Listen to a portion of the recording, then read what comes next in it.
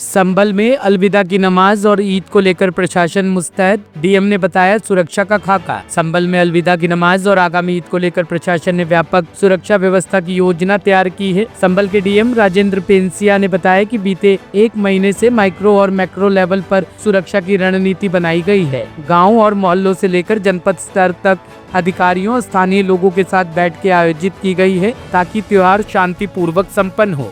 पिछले एक महीने से हमने माइक्रो लेवल से लेकर मैक्रो लेवल तक प्लानिंग की है और उसी के अंतर्गत ग्राम और मोहल्ले से लेकर जनपद स्तर तक बैठकें हुई है। 4-5 दिन पहले जनपद स्तर पर बैठक का आयोजन किया गया। उसमें सभी ने बहुत अच्छे से अलविदा की नमाज भी होगी और रमजान अच्छे से व्यतीत होगा, ईद अच्छे से मनाई जाएगी। इसके लिए सबने सहयोग करने का प्रॉमिस भी किया है और इसके साथ साथ हमने भी संवेदनशीलता को देखते हुए त्रिस्तरीय सुरक्षा तंत्र और मजिस्ट्रेट की ड्यूटी लगाई है। धारा 163 जिसे पहले हम धारा 144 कहते थे वो ऑलरेडी लगी हुई है और जो जो कानून और व्यवस्था को भंग कर सकते थे संभावित व्यक्ति थे उन लगभग 1800 लोगों को हमने पाबंद भी किया है। और सबसे बड़ी बात है कि पब्लिक प्लेस पे किसी प्रकार की कोई नमाज अदा नहीं होगी। इस पर सब लोग परस्पर सहमत भी हुए हैं।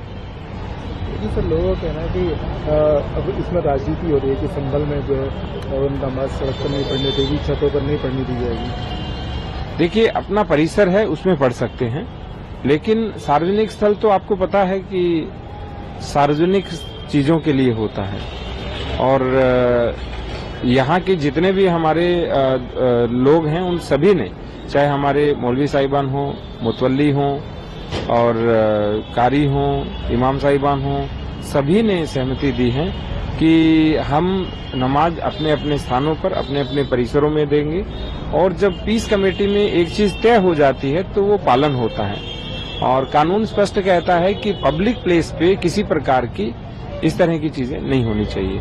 छतों पर नमाज अदा करना कोई परंपरागत रूप से नहीं है।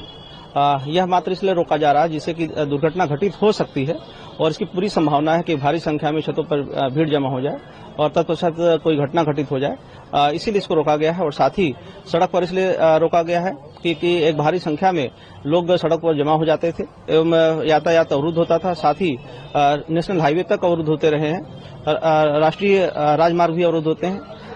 एक लंबे समय तक लोगों का आवागमन पूरी तरह से बंद हो जाता है, दुर्घटना घटित हो सकती थी।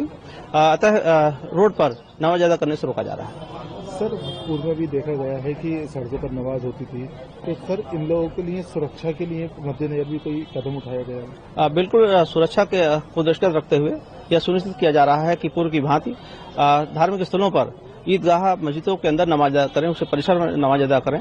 और रोड पर नमाज अदा करना कोई परंपरागत नहीं है और साथ ही दुर्घटना घटित हो सकती है, इसलिए इसे रोका गया है। सर कल अलविदा का जुम्मा है, क्या सिक्योरिटी व्यवस्था है? जोनल सेक्टर व्यवस्था लागू है और इसमें पर्याप्त पुलिस बल के साथ सुनिश्चित किया जाएगा कहीं भी अशांति न हो, पूरी तरह शांति रहेगी। सर लोग सोशल मीडिया पर भी अफवाह फैला रहे हैं कि ये नमाज को रोका जा रहा है, सर ऐसे लोगों के लिए क्या कड़ी कार्रवाई की जाएगी? सोशल मीडिया में इस तरह के अफवाह फैलाने वालों पर कड़ी नजर रखी जा रही है और ऐसा पाए जाने पर कठोर विधि कार्रवाई सुनिश्चित की जाएगी। ब्यूरो रिपोर्ट, टीम मानस न्यूज।